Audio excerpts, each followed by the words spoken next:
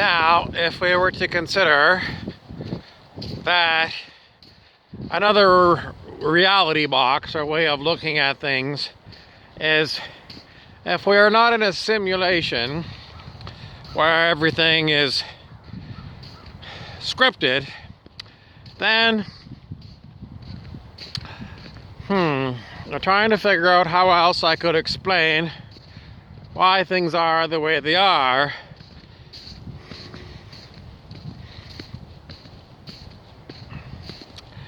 Well, humans just love to figure it out. Try to understand where everything comes from, what is driving it, etc., etc.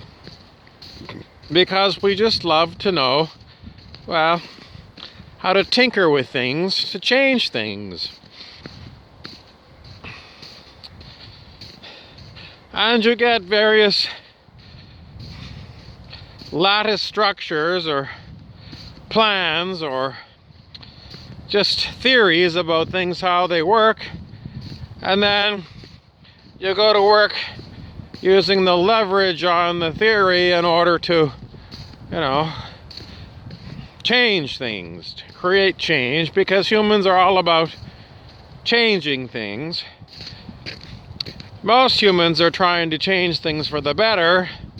Some humans like to use their leverages to stop all the other humans from changing because they have got their agenda where they feel very happy with things the way they are, and they don't seem to give a rat's ass about the others who are unhappy for various reasons. And sometimes they just figure, well, I'm happy and that's good enough. Anyways, the theory was that we were talking about that everything is written on a script, and that is what I got from muscle testing. Everything comes to us from a script, and the great script writer wrote all the scripts for all the people on planet Earth.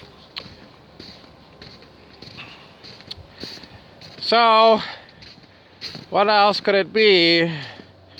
Independent origination of all the things going on around you, unrelated to everything else. But if that's the case, then you would have to consider coincidences to be simply mathematical probabilities that sooner or later you're going to see coincidences.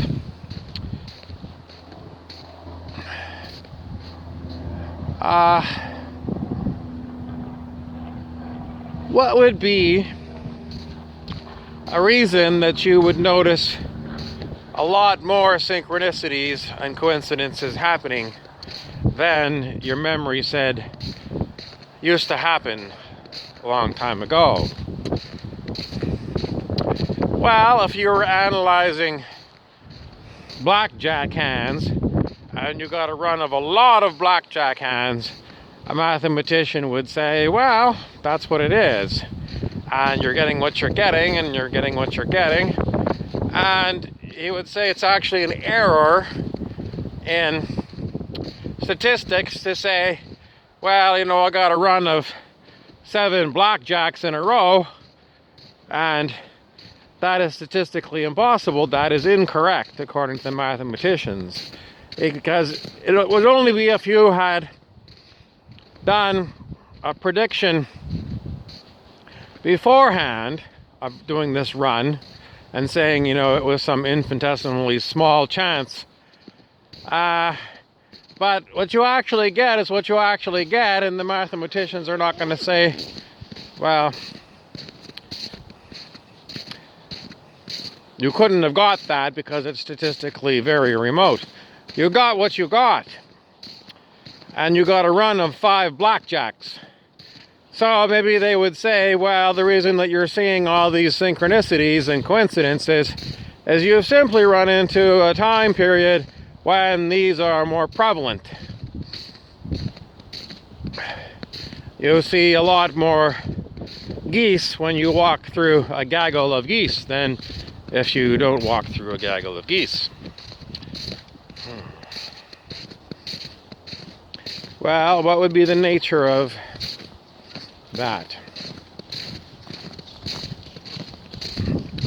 What would be the nature of running into a whole string of coincidences, synchronicities?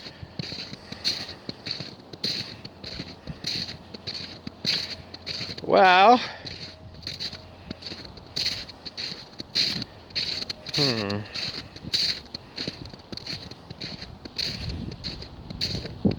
what is the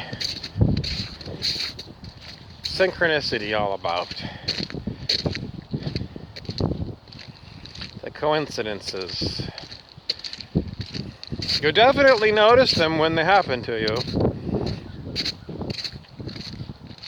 Maybe you're more aware of these things, like when you're driving down the road and you look at a billboard at the side of the road and the exact same word on the billboard plays on your radio, which is an independent source of information.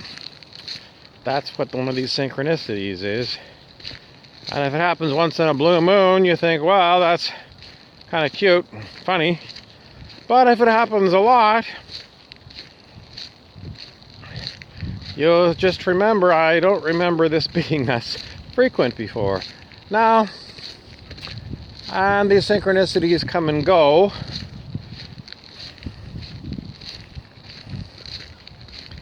I don't know. James Redfield, the spiritual writer, said that if you're getting a lot of synchronicities, it means you're on your spiritual path. And the more you go on your path, you will notice these synchronicities. What's the difference between a spiritual path and a non-spiritual path? Well, I think he was saying that,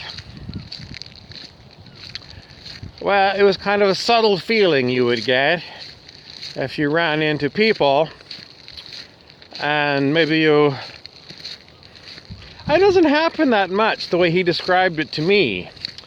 The way he described it in his book, it would be like, you'd be going traveling in a car and you'd stop and get gas and you'd notice another certain car and a person was there and you'd kind of get a subtle feeling that maybe you should go say hi.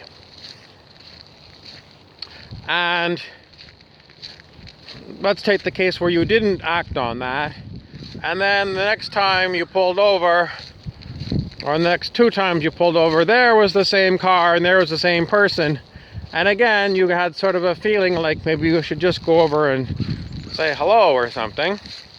And let's say this time you did go over and say hello, and lo and behold, they told you something that was useful to you or curious to you and piqued your interest and made you feel somehow, well, that was worthwhile. I didn't know that, or, whatever. So from the perspective of an actor, what I am, if you get something interesting from your acting partner, who is this person in this other car, then you have advanced your own personal plot, and you have, your own witness within yourself that's watching everything going on is going to be pleased because it's got something new that it can watch for. That's what it's all about, really, improving the movie. And what is the end goal of the movie? Well, in Redfield's case, improving the movie is basically improving human life. And the idea is that if you do these interactions with others, that it's going to help advance your own life and the life of others as a group. And that's the way he got it through all of his personal experiences, which led him up to writing the book, The Celestine Prophecy and the various sequels. So, I mean, that is the end goal, is it not? Improving human life, improving the lives of, I suppose, the other beings that are on the planet. You know, Donald Trump's wall, that is so much about humans keeping other humans out, is not really very good if you're a deer or something. I don't know what kind of animals they have on the Mexican border, but if you have a wall, how are the wildlife supposed to go from here to the watering hole that's on the Mexican side? They cannot. So you are damaging the environment and you're damaging the biosphere. And Donald Trump is not considering these things. All he is all about is his huge ego. I have no love for Donald Trump. I do not agree with the people that say that he is somehow all about arresting all of these nasty people, because I think he is a nasty person. I mean, your proof is in your pudding. The man is not about anything other than going and stealing the oil from Venezuela and building walls to keep out the people who are clearly needing help. No big welcoming hand, and no one say it was all caused by American corporations that created a slave wage class in Latin America. They did, the United Fruit Company. And so I think he is a mouthpiece of corporate America, which is all about the interests of a few who are in service to, saying they're going to service the customer, but it's mostly about them taking everything for themselves.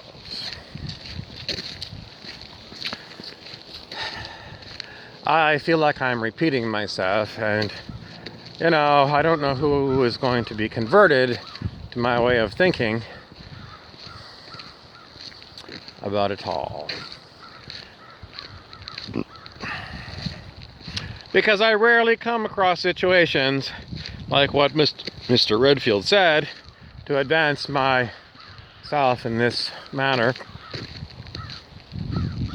Someone else said what you can do is, if you've got a good question, you know, a good question comes up, maybe you're going to jot it down or something, and maybe you will get a good answer. You know, like sometimes if I got an answer, so I got a question, and I don't know what the answer to the question is. It's not like a simple question that you could look up in an encyclopedia, Wikipedia or something.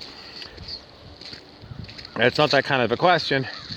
Then I'll be very alert, and sometimes what I'll do is I'll just go and spin through Instagram and see if there's any interesting pictures that are relevant to what my question is, or, you know, these kind of things. Or, you know, go for a walk and see if something else comes up. Sometimes these ones just get filed away, and I call these things sort of incident reports. You know, I saw something that I can't understand. I don't know what the significance of it all is. So I'll just say, well, let's call it an incident report. If it's something really weird, I'll call it an anomaly report. And see if I get any further information on what it might be. And I've said before, you know, I watch a lot, and some people say it's schizophrenic to attribute anything to so-called random things like, you know, a bunch of crows flying by. So nothing means anything except if it's human. You know, someone sending you a text message, that means something. But, you know, seeing crows fly by, that's just nature, and there's no message in there for you. Well, I don't subscribe to that. So, you know, why not? Well, on one finger, the simplest explanation is as boring not to look for symbols in your outside world. It ignores all the teachings of Hermetics, which was Hermes or Mercury. And, you know, if you ignore ancient wisdoms, then you're very poor. You're a very poor person. Maybe you didn't even know about these things. So if you don't study perennial philosophies, in other words, the ones that keep coming up through the centuries, well, you're an idiot. At least you should learn something about these things that your ancestors thought was significant. Then you're a well-read person, and you know, even if no one wants to talk to you about these things, at least in your own mind, you'll be able to say, well, maybe they know, maybe they don't know, they're not talking, but at least I know that something is up. And there you have it. For the purposes of this tape, I'm going to say I am Harry Weaver, the narrator who is narrating this one.